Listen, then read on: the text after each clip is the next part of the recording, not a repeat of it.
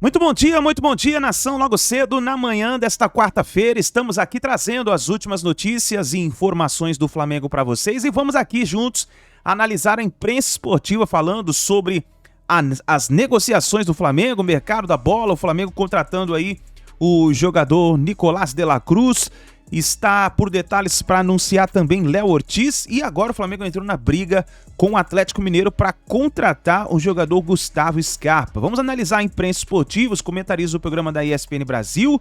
Tem também uma entrevista especial do Felipe Luiz com o Galvão Bueno, falando sobre o Flamengo, sobre os momentos que ele viveu no Flamengo e também vamos analisar o VD Casagrande, falando sobre a movimentação do mercado da bola e o que pode acontecer no Flamengo a partir de hoje. Mas faz o seguinte, já chega explodindo o dedo no like, nos ajude a bater uma meta de 3.000 likes para esse vídeo. Para isso eu preciso da força da torcida do Flamengo em peso aqui no nosso canal. E se você ainda não está inscrito no canal Meu Mengão React, eu convido você a fazer parte aqui do nosso canal, porque aqui todos os dias trazemos as notícias e informações do Flamengo para vocês e aqui nós vivemos Flamengo. E um detalhe importante, estamos prestes a chegar a 200 mil inscritos e eu preciso muito da força da torcida do Mengão aqui em peso pra gente bater essa meta. Isso pra gente não é nada, pra torcida do Flamengo, que é a maior do mundo, não é nada. Então vamos aqui,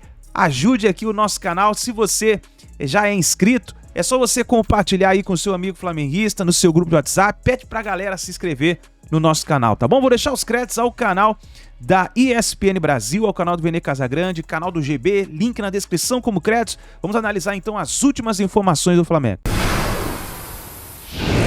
Valeu, pessoal. Flamengo de olho nas contratações para a temporada 2024. Gustavo Scarpa é um grande alvo, sim, para a diretoria rubro-negra, que já tinha procurado o staff do jogador no meio de 2023. Na ocasião, Scarpa preferiu continuar na Europa, saiu do Nottingham Forest da Inglaterra para o Olympiacos da Grécia, onde está emprestado neste momento. Não teve grandes chances nas duas equipes europeias, mas neste momento vê até com bons olhos a possibilidade de retornar ao futebol brasileiro. O Atlético Mineiro, como revelou o site espn.com.br, está um pouco à frente da situação, mas o Flamengo quer apresentar um projeto esportivo a Scarpa. Ele pode competir em várias frentes aqui do futebol brasileiro. O Flamengo sempre está disputando campeonatos, teria um elenco também muito forte, além do técnico Tite, que gosta demais do futebol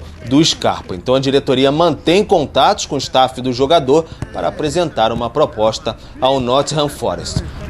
Além de De la Cruz, situação mais resolvida, falta o pagamento da multa à vista de 16 milhões de dólares ao River Plate, 78 milhões de reais. Flamengo de olho também em Léo Ortiz, zagueiro do Red Bull Bragantino. Situação vai caminhando, vai avançando e as partes chegando aí próximas de um acordo, questão financeira. Red Bull Bragantino querendo um pouco mais de 6 milhões de euros. O Flamengo ofereceu abaixo disso, mas vão se encaminhando para um acordo, um meio termo, e o Léo Ortiz faz força também para a transferência. Então nos próximos dias podemos ter novidades. Desce a tela para o Léo Ortiz, os números do jogador e o ranking na temporada do Red Bull Bragantino, tá? Então, em termos de jogos, não necessariamente foi o jogador que mais atuou, mas ele tem números importantes aí num top 3 do Red Bull Bragantino. Ações com bola por jogo, passes completos por jogo, passes verticais por jogo, então esses dois tópicos aí ele lidera. Duelos aéreos vencidos, rebatidas por jogo, interceptações por jogo. Tem números aí interessantes dentro do elenco do Red Bull Bragantino. E eu acho que além, quer dizer, não mais importante, mas que colabora muito, é a vontade do jogador de atuar no Flamengo, muito, né, Zupac? Muito. E existem muitos motivos que levam a esse encontro acontecer. A qualidade do Léo Ortiz, pura e simples, o interesse dele em jogar no Flamengo. O Tite, que já convocou. Esse é um ponto. O Tite está se cercando de jogadores que ele gosta e confia, né? E dá para entender porque ele gosta do Léo Ortiz. Pois é, a gente viu aí. É só o perfil, né? O tipo de coisa que ele faz nas funções, né? Na posição que ele joga. Então, o Tite está agora vivendo no Flamengo o mais próximo possível, ainda que não seja próximo, da seleção, do que ele tinha na seleção. Porque o Flamengo é o clube do Brasil que mais permite ao técnico falar: quero aquele, e você vai e busca aquele, igual o técnico de seleção que convoca quem ele quer. Claro que não é exatamente assim, mas é o que mais se aproxima. E a gente olha para o panorama do Flamengo, o Rodrigo Caio foi embora, o Davi Luiz está numa reta final de carreira. O Pablo é um jogador que não aconteceu no Flamengo, é um jogador mais de força do que propriamente de técnica. O Flamengo tem hoje o Fabrício Bruno, que veio também do Red Bull Bragantino, que fez uma temporada muito boa, acho que dos mais regulares. Assim, se a gente tirar os brilhos do Arrascaeta, a genialidade do Arrascaeta, talvez o Fabrício Bruno tenha sido dos melhores jogadores que o Flamengo teve em toda a temporada. E o Léo Pereira, que é um jogador de altos e baixos, mas é um bom jogador também. Acho que o Léo Ortiz se integraria muito bem com esses dois zagueiros para brigar definitivamente por uma vaga. É um atleta que o Tite gosta bastante, então acho que faz muito sentido, é jovem, tem potencial de revenda ainda no futuro. Então, se o Flamengo conseguir alinhar essa contratação, acho que traz um cara que faz muito sentido para esse projeto. Léo Ortiz no Flamengo... Você já deu a sua pincelada. E é curioso, o Flamengo já apostou em alguns zagueiros e foram raros aqueles que chegaram e de cara causaram impacto. Alguns levaram um tempo e causaram impacto depois de um tempo. O Léo Ortiz, nesse contexto, para você, chega para ser titular ou tem uma fila aí para ele disputar? No elenco do Flamengo, pela qualidade, né, pela profundidade, pela reunião de jogadores tecnicamente muito acima, é difícil você falar. Não são muitos os jogadores sobre os quais você falaria chega e é titular e acabou, né? Porque há uma competitividade normal dentro do elenco, principalmente nesse período agora de transição em que as coisas estão mudando, os jogadores estão estão cumprindo o seu ciclo, né? Mas eu acho que, como é tão fácil entender por que o Tite, primeiro, gosta do Léo Ortiz, segundo, convocou o Léo Ortiz, terceiro, pediu a contratação do Léo Ortiz, pelo que ele trabalha com bola, na saída de bola e como ele pode iniciar movimentos. Então é muito evidente porque o Tite gosta dele. Na tela, desculpa te interromper, era exatamente isso, passes verticais. Passes verticais e passes ali, uma coisa desse tipo, né? De iniciando então, jogadas. O envolvimento dele num tipo de saída que é ataque, mesmo que esteja ainda longe do gol, por causa, né, do efeito dominó com o qual um treinador pretende levar o seu time da defesa para o ataque. Então eu acho que ele chega com um cartaz tremendo, porque o treinador o pediu, o treinador gosta dele, o treinador vai querer sentir esse efeito dentro do time. Agora, o nome também do mercado da bola, a gente sempre tem nomes ali que ficam na questão da novela ali, né?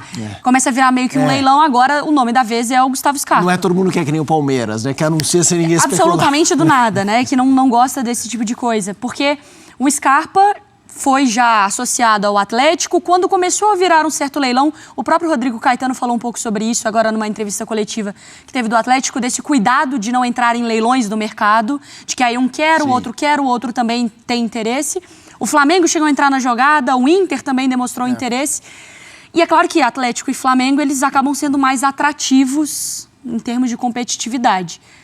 Um certo momento era que o Scarpa tinha gostado da ideia do Flamengo. Agora, parece que a coisa começa a voltar para o lado do Atlético. Tem o quê também da rivalidade e respeito com o Palmeiras? Não sei se teria isso, não. Acho que existem motivos que podem fazer o Scarpa olhar para um lado ou olhar para o outro. Tamanho do projeto, time mais forte, possibilidade maior de brigar por títulos. Ele poderia olhar perfeitamente para o Flamengo. Imagino que a questão financeira, não sei, o Atlético pode fazer um esforço, mas parte de um pressuposto que o Flamengo tem condições de oferecer ao Gustavo Scarpa um contrato melhor. Agora, se ele quer uma garantia maior de que ele vai jogar, uma relação com o técnico que ele já conhece. Que o Felipão, a apuração diz que o Felipão entrou em contato diretamente com o jogador, né? É isso, o Gustavo Scarpa foi campeão brasileiro com o Luiz Felipe no Palmeiras, foi bem utilizado. O jogo do Felipão pede um jogador com as características do Scarpa, um cara de bola parada muito forte, com um passe muito apurado, um time que tem uma dupla de ataque tão eficaz como é Paulinho e Hulk.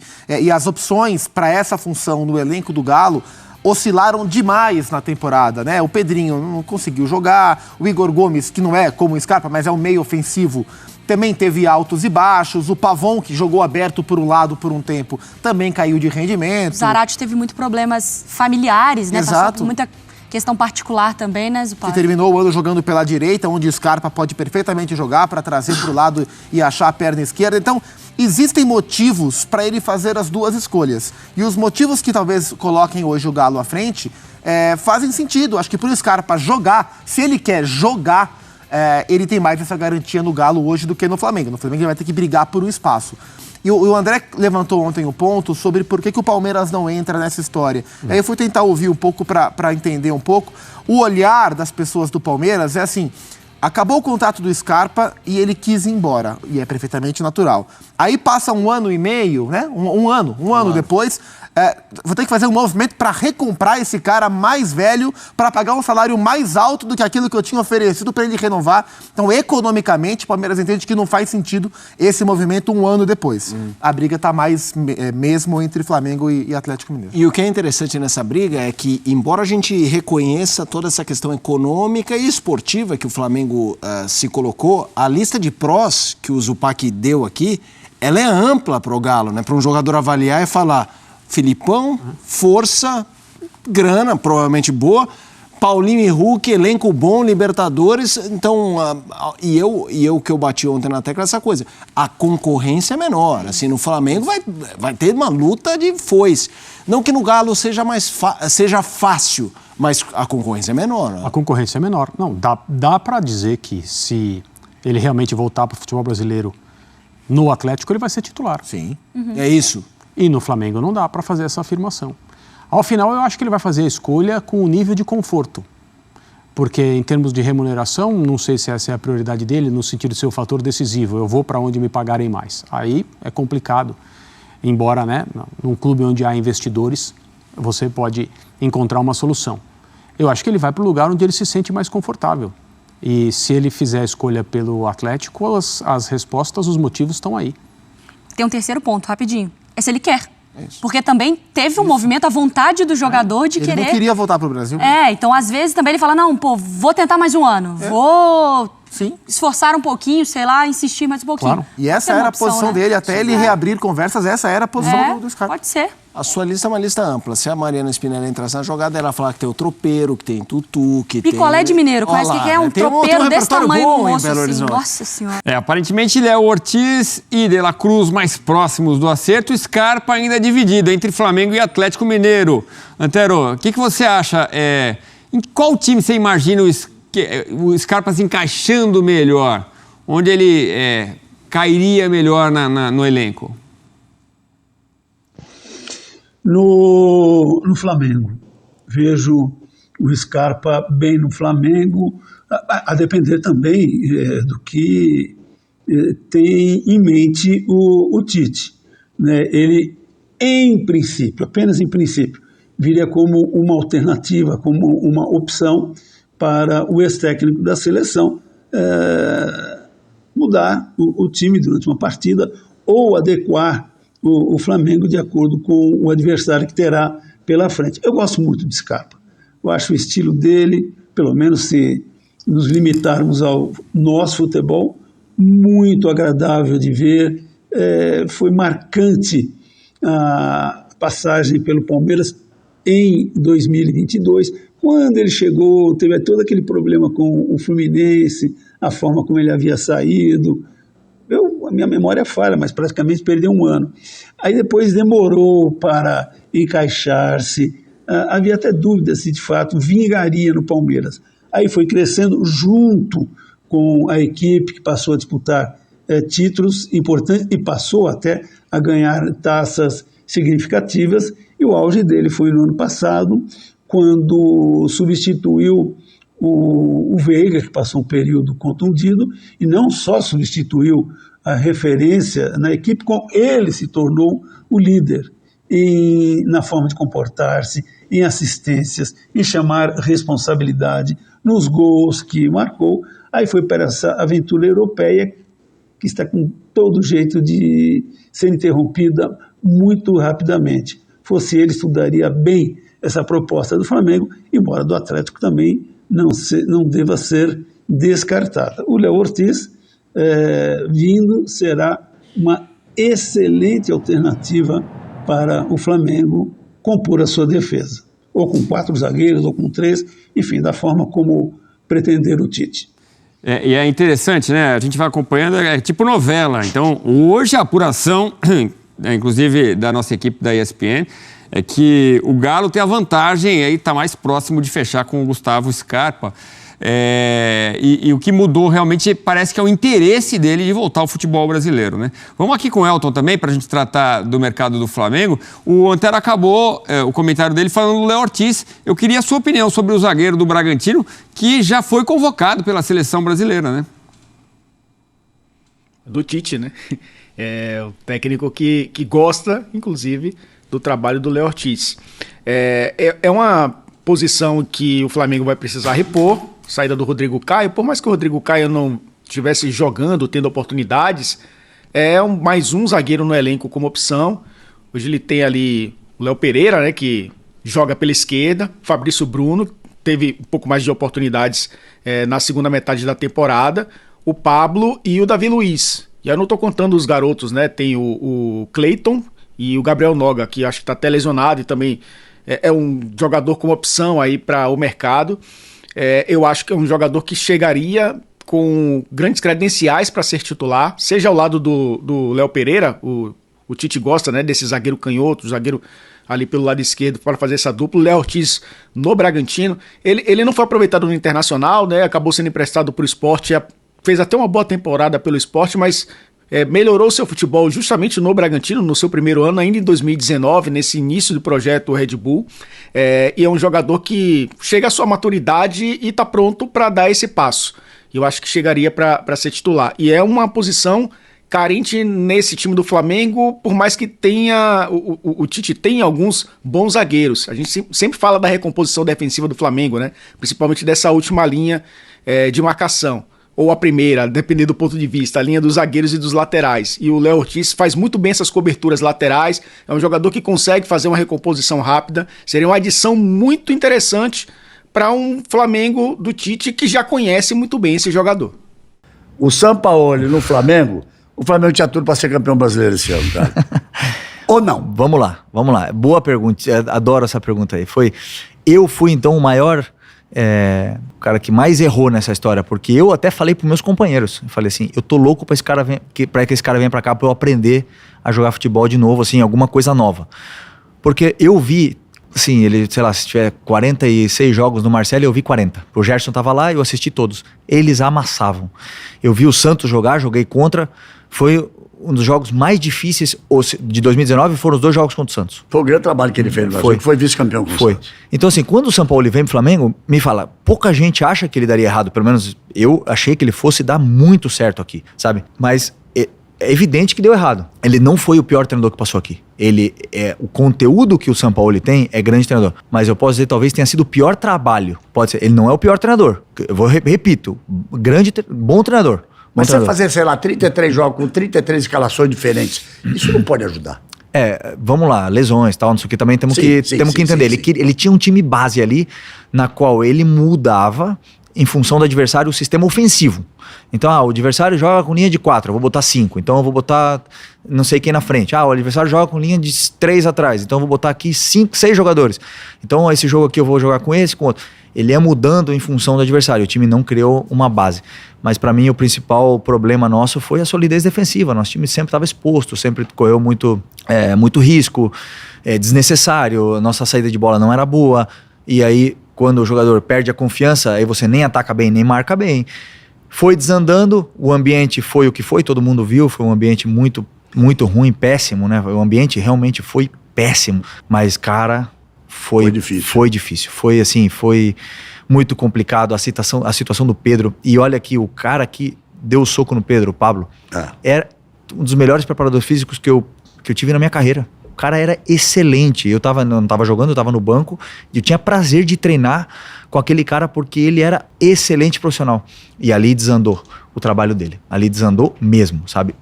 Não pode chegar a um ponto desse. Não. E aí o ambiente em si era um ambiente muito negativo, ele nunca elogiava ninguém, ele criticava muitas pessoas e acabou levando ao que todo mundo viu, né? que ele não é... Mas eu gosto muito de comparar, assim, os treinadores que passaram no Flamengo, e eu gosto muito de comparar o Renato Gaúcho, assim, porque o Renato Gaúcho é muito criticado aqui. Queria chegar lá. Muito criticado aqui. O Renato Gaúcho, cara, assim, vamos lá, Galvão, eu te faço a pergunta agora, eu sou entrevistador. Manda. Se você pudesse separar gestão de grupo, o treinador, beleza? O treinador. Gestão de pessoas, gestão de grupo, tudo mais. O conteúdo que ele tenha, tático e tal, e a didática que ele tenha para passar aquilo lá. Quanto seria importante a gestão de pessoas? Quantos por cento? Eu acho que a gestão é uma coisa fundamental. Em qualquer lugar. Em qualquer lugar. Em qualquer empresa. Em qualquer profissão. Mas, como você disse com o jogador, você falou de blindagem, o vestiário é importante, o ambiente é importante. Eu diria que, às vezes, a gestão de um treinador é mais importante até do que a parte tática que ele possa passar para um jogador, um time de grandes jogadores que sabem o que fazer. Estou errado? Sim, não, concordo contigo. E aí que eu entro no Renato Gaúcho. E o que tem o Renato a ver com isso? Melhor gestão de pessoas que eu conheci na minha carreira. Mas não é só isso. E Renato é um vencedor. Cara, o trabalho que ele fez agora, o trabalho... Imagina o seguinte, que eu digo que o torcedor do Grêmio deve estar com a mão na cabeça, porque o jogo com o Corinthians, o Grêmio com a mais em casa, perdeu de 1-0. Se tivesse ganho aquele jogo, teria sido campeão brasileiro. Teria 71 pontos. Se não existe no futebol, não existe, mas teria sido campeão brasileiro. E o trabalho que ele fez no Flamengo não foi bom? Foi excelente. Todo mundo amava ele aqui. Ué? E quando ele decidiu sair, ele comunicou pra gente que ele tava indo embora, né? O clube nem precisou demiti-lo. Ele perdeu a final da Libertadores e saiu. Eu entrei na Globo em outubro de 1981, era um garoto. 2 meses depois eu tava no Japão pra transmitir a final, o Flamengo deu aquele chocolate pra cima do Liverpool. Eu vi no teu documentário. 3-0 no primeiro tempo e no segundo tempo não precisou nem jogar. No segundo tempo não precisou nem jogar, era fantástico o time do Flamengo. Então aquilo ficou na minha cabeça, foi o primeiro título mundial que eu transmiti. Depois daquilo, 2 anos depois, teve o Grêmio em 83, e aí todos os títulos mundiais de clubes brasileiros, o Tetra, o Penta, o Nelson Piquet, o Ayrton Senna, então depois foi um número bastante grande. Mas aquele jogo me marcou muito. Ninguém sabia que eu era Flamengo, eu não podia falar, né? Mas me marcou muito. Aí vem a final da Libertadores de 19, com o River Plate. Cara, peguei meu avião, quando deserrei minha mulher, fui-me embora pra Lima, adoro a gastronomia peruana. Não é que me arrumei um infarto, não foi pequenininho, não foi nada, mas... Eu cheguei, liga pro Luiz Roberto, traz ele pra cá e perdi aquela transmissão. Aquele jogo foi fantástico, né? Ganhar daquele jeito no final. Foi sensacional. Foi sensacional. Foi sensacional. Cara, eu tinha... Eu fugi da UTI, que ele fugiu. Eu falei, vou sair daqui, não vou ficar mais aqui, não. E fui pro quarto e assisti o jogo. Só consegui pegar uma transmissão de uma televisão argentina. Imagina o argentino transmitindo aquele jogo. E eu berrando no quarto e ninguém entendia por quê. Porque ninguém sabia que eu tinha saído para ver o jogo. E, muito bem, pouco tempo depois tinha um Mundial lá, no Catar. Eu falei, eu vou me recuperar e fiz tudo o que tinha que fazer e a Globo queria todas as garantias médicas, eu tive todas as garantias médicas, meus cardiologistas fantásticos, e fui. E eu te vi no elevador lá no hotel. A gente já conversou ali, junto com o Diego, com o JJ. Cara, o meu sonho era transmitir o outro título mundial do Flamengo ali. Aí eu quero te perguntar, o Liverpool podia ser o que fosse, mas dava pra ganhar aquele jogo? Dava. Dava. Assim, eu posso te falar, o Jorge preparou aquele jogo muito bem. Muito bem. Assim, nos treinos, só que eu falava assim, esse desgraçado é um pouco louco, né? Porque nós vamos correr risco. Mas aí passaram 20, 30 minutos e nós tava com a bola. E o Liverpool não tocava na bola. Mas eu acho que faltou um pouco daquela maldade, assim, dizer assim, cara, nós somos o Flamengo e nós vamos ganhar do Liverpool, porque nem o Flamengo fez em 81, sabe? Eu senti um pouco de respeito, sabe? Dizendo assim, os caras... Respeito excessivo. Os caras são campeões da Champions. Não era o Liverpool que tava jogando, era o campeão da Champions que tava jogando. Assim, eu senti um pouco isso. Porque eu confesso pra ti que a final da Libertadores tinha muito mais pressão que a final do Mundial pra gente. Não, o Mundial ali é um prêmio. Também acho. É um jogo que é uma cereja do bolo. Então, conforme vai passando o jogo, o primeiro tempo super controlado, chegamos no vestiário felizes, falamos dá, mas não tivemos nenhuma chance de gol. Eles tiveram. Deixa eu falar, o Júnior, grande Júnior, maestro Júnior, do meu lado, comentando, quando terminou o primeiro tempo, no intervalo, que a gente tira o fone para beber uma água, conversar, ele falou assim, o monstro não é tão feio assim, não. Dá. E aí eu fiquei mais com a sensação, dá e vamos ganhar. E aí? E falando no Júnior, que veio na minha despedida, Júnior, Muito obrigado. Ele não sabe o que significou para mim isso aí, que ele vem lá no meu último jogo da minha carreira. E aí no segundo tempo, o Jorge, ele recua um pouco o Arão ali, né, na saída de bola e pede pro Diego quebrar. E aquilo levou o nosso time um pouco para trás. Nosso time parou de ter a bola e o Liverpool começou a entrar no nosso campo cada vez mais. E aqueles caras têm um poderio ofensivo muito grande. Só que mesmo assim, não tiveram nenhuma chance clara, sabe? E aí chega na prorrogação, fazem o gol, assim, é triste, assim, né? Porque você vê que dá, ao mesmo tempo que dá, você não fez nenhuma chance clara. Você fez passes decisivos, mas não fez nenhuma chance, uma finalização clara no Alisson, assim. Nenhuma chance, assim, que tu fala, nossa, bateu na trave e saiu, uma coisa clara. Eles fizeram. Então, assim, eu posso falar, justo? Foi justo. A gente poderia ter feito melhor? Poderia, mas foi justa. Eu ainda pensei que nós fosse ganhar esse ano, né? Falei, o destino reservou isso pra mim. Essa vitória do Mundial, eu vou ganhar o Mundial e tal. Não acabou sendo possível, mas assim, pelo que eu conheço a grandeza desse clube aí, é questão de tempo. Deixa eu dizer uma coisa a você, porque dos títulos mundiais de clube que eu transmiti, teve uma fase em que os times brasileiros jogavam mais do que dos times europeus. Então, o que o Flamengo fez em 81 com o Liverpool, o que o Grêmio fez em 83 com... Oh, meu Deus, o time alemão, me esqueci agora... Borussia. Não, ajuda aí, gente. Acho Borussia não. Hamburgo, né? Hamburgo. O Renato jogou uma barbaridade, acabou com o jogo. E depois, na sequência, os títulos do São Paulo, de 92, 93, um contra o Barcelona e outro contra o Milan. E jogava de igual para igual. Depois veio a fase dos títulos de jogar por uma bola. Inter. O São Paulo primeiro em 2005. Ah, tá. O Inter em 2006 e o Corinthians em 2012. Esse jogo do Flamengo com o Liverpool voltou aquela coisa de nós podemos ganhar, jogou de igual para igual. Sim. Acho que isso é que foi o grande fato daquele jogo, que dava para ganhar. Eu tive essa sensação, mas como eu te digo, assim, eu senti um respeito excessivo, sabe? Eu não senti aquela maldade, aquele sangue no olho de dizer assim, faltou o Maraca, faltou a nossa... nossa casa ali pra dizer assim, não, nós vamos atropelar, nós vamos amassar, porque nós ficamos com uma posse de bola, nós ficamos com o domínio, mas nós não... O que o Bruno Henrique jogou aquele jogo lá foi piada, né? Foi piada. Mas assim, talvez não faltaram as conexões que nos levassem à área deles. Eu acho que foi isso. Eu acho que você definiu agora, eu estava tentando buscar uma frase para isso, você definiu agora. Faltou a gente entrar dizendo vamos amassar. Vamos amassar. Que era o que vinha fazendo.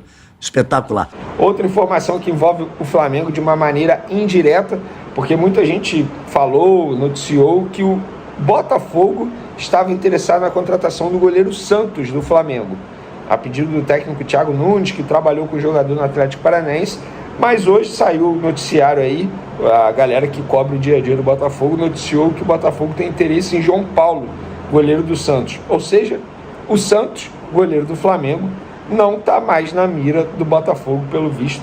E a informação que eu apurei é que isso aí não tinha acontecido, do Thiago Nunes pedir a contratação do Santos, nem do Nicão, um outro jogador aí que a imprensa chegou a especular no Botafogo. E por falar em especulação, um nome que foi muito especulado no Flamengo foi do zagueiro Bruno Mendes, que pertence ao Corinthians desde 2019, chegou a ser emprestado ao Internacional, e ele tem um contrato com o Corinthians até dia 31 desse mês, não vai renovar. E eu estava buscando, apurando para onde ia o Bruno Mendes, porque tinham me falado que no Flamengo não ia andar. E eu consegui descobrir qual clube está muito próximo de assinar com o Bruno Mendes, se é que já não assinou, mas me falaram que está muito próximo, que é o Granada da Espanha, tá? Não consegui descobrir tempo de contrato, mas pelo visto Bruno Mendes e Flamengo não vai acontecer. Então, o Granada da Espanha, perto de contratar o zagueiro uruguaio de 24 anos, que atuou pelo Corinthians aí nessa temporada, pertencia ao Timão desde 2019. Eu vou ser sincero, nenhum problema não vi para o Flamengo. A verdade é essa. Vou dar minha opinião em cima da minha informação. Nenhum problema. Não acho que o Bruno Mendes ia chegar para, ai meu Deus, titular ou brigar pela titularidade. Muito pelo contrário. Não acho mesmo. Até porque o Flamengo está focando no Léo Ortiz, que está próximo de ser contratado. Pelo que me falaram, inclusive, o departamento jurídico do Red Bull Bragantino já está trabalhando aí em cima das minutas de contrato. Em breve a gente vai ter mais novidades em relação a esse jogador. Dando continuidade ao nosso vídeo aqui, vamos falar do Everton Ribeiro, porque muita gente está me perguntando sobre a situação do Everton Ribeiro. Galera, nos últimos dias, vocês sabem, a diretoria do Flamengo, encabeçada por Bruno Spindel e Marcos Braz, estava extremamente focada em De La Cruz. Inclusive, os dois dirigentes viajaram para o Uruguai para fechar a contratação e eles estavam focados nisso. Paralelamente, o Everton Ribeiro viajou com a família para curtir férias, beleza? Agora, a diretoria do Flamengo, esses dois dirigentes que já voltaram ao Rio de Janeiro, esperam o retorno do Everton Ribeiro ao Rio de Janeiro para sentar e conversar. Veni, o que falta para renovar? Acordo no tempo de contrato. O Flamengo ofereceu 1 ano, os representantes do Everton Ribeiro pediram pelo menos 2 anos. O Flamengo até então não cedeu, o Everton Ribeiro e seus representantes até o momento também não cederam, e esse é o impasse hoje, tempo de contrato. Você já sabe qual é a minha opinião, vou repetir, por mim nem renovaria com o Everton Ribeiro, porque para mim chegou o ciclo final do Everton Ribeiro no Flamengo. Mas acho que a diretoria do Flamengo está agindo de maneira correta, oferecendo apenas 1 ano de contrato. É isso. Quer pegar? Ótimo. Não quer pegar? É o que a gente pode oferecer. Por outro lado, o Everton Ribeiro viu o Bruno Henrique ganhar 3 anos de contrato. O Everton Ribeiro viu o Gabigol, mesmo tendo um contrato até dezembro de 2024, quase renovando por mais 5 temporadas. Então, ainda tem esse contraponto. Mas acho que o Everton Ribeiro precisa entender que é isso. A diretoria do Flamengo bateu o pé e está oferecendo 1 ano de contrato. Mas em breve a gente vai ter novidades sobre isso, porque o próprio Renan Moura da Rádio Globo noticiou isso, que vai ter uma reunião entre dirigentes do Everton Ribeiro com a diretoria do Flamengo, e tendo novidade a gente noticia aqui. Beleza? Último assunto aqui, imprensa paulista dizendo que Corinthians está interessado em trocar Lucas Veríssimo por Gabigol. Gente, vamos lá. Primeiro, Lucas Veríssimo ainda nem é do Corinthians. O Corinthians vai comprar o Lucas Veríssimo junto ao Benfica por 8 milhões de euros. Segundo, isso aí já está passando dos limites. Porque, na minha opinião, eu preciso ser responsável como jornalista. Isso é brincar com o sentimento dos torcedores. E por que eu falo isso? Gente, hoje eu sou torcedor do Flamengo, isso não é nenhum problema, nenhum segredo, eu falo isso abertamente. Mas hoje eu sou um cara que construo conteúdos para informar os torcedores do Flamengo. Eu já fui um torcedor consumidor desses produtos e eu ficava extremamente revoltado quando eu era lesado. E nesse tipo de informação, o torcedor do Corinthians está sendo lesado, o torcedor do Flamengo também está sendo lesado. Sabe por quê? Muitos torcedores do Flamengo me procuram desesperados. Meu Deus, o Gabigol vai para o Corinthians. Gente, eu já falei, o Gabigol não vai para o Corinthians. O Corinthians está oferecendo dinheiro pra caramba aí para contratar jogador. O Corinthians me lembra muito aquele cara que deve aos amigos, mas está sempre viajando, fazendo viagem para a Europa, gastando, mas está devendo aos amigos. O Corinthians deve todo mundo, ainda nem pagou a compra do Fausto Vera e está oferecendo 5 milhões de euros no Eric do Atlético Paranaense, oferecendo dinheiro pra caramba ao Internacional para contratar o Maurício. Como é que o Corinthians vai contratar o Gabigol junto ao Flamengo? E vocês acham que o Flamengo vai trocar o Lucas Veríssimo, o Gabigol? É óbvio que não. É óbvio, não teve troca Fausto Vera, Thiago Maia e Mateuzinho, gente. Não vai ter troca, é isso que vocês precisam entender, não tem troca. Eu quero que vocês me lembrem a última vez que o Flamengo negociou um jogador com um time da Série A que brigue com o Flamengo na Série A. Eu vou lembrar a última aqui, foi quando o Flamengo liberou o René para o Internacional. Mas na ocasião o René estava em fim de contrato, o Flamengo ficou com o percentual do René. Na ocasião o Flamengo fez um baita negócio, ia perder o jogador de graça mesmo. E sejamos francos, o René não decide nenhuma partida. Zero problema encarar o Flamengo. E é isso. Eu acho que as pessoas que estão noticiando isso precisam ter um pouco de responsabilidade, porque isso mexe com a paixão de vários torcedores. Estamos falando das 2 maiores torcidas do Brasil. Tá, então, nação, essas foram as últimas informações do Flamengo. Então vamos ficar ligado hoje no mercado da bola. O Flamengo está se movimentando muito pesado aí no mercado da bola, indo de forma agressiva para fazer um time espetacular aí para a temporada 2024. Vamos ficar de olho porque deve acontecer muita coisa nesse final dessa semana, nessa quarta-feira, na quinta, na sexta. deve acontecer alguma coisa. O jogador Nicolás de la Cruz faz a sua última partida nesta sexta-feira no River Plate, e aí sim o Flamengo deve anunciar de uma forma oficial, antes do Natal, o jogador Nicolás de la Cruz. Já o Léo Ortiz, o Flamengo está por detalhes, ainda negocia os valores com o Red Bull Bragantino, mas deve ser sim reforço do Flamengo, e vamos ficar de olho no Gustavo Scarpa, que o Flamengo entrou na briga para a contratação do jogador. E aí, meus amigos, a expectativa é que o Flamengo traga mais um lateral esquerdo e aí se reforce para essa temporada 2024. Então é isso daí, nação. Deixa o seu like. Não se esqueça, se você não é inscrito no canal, se inscreva. Obrigado por você estar aqui até o final do vídeo. Deixa o seu like e a gente se vê daqui a pouquinho no próximo vídeo.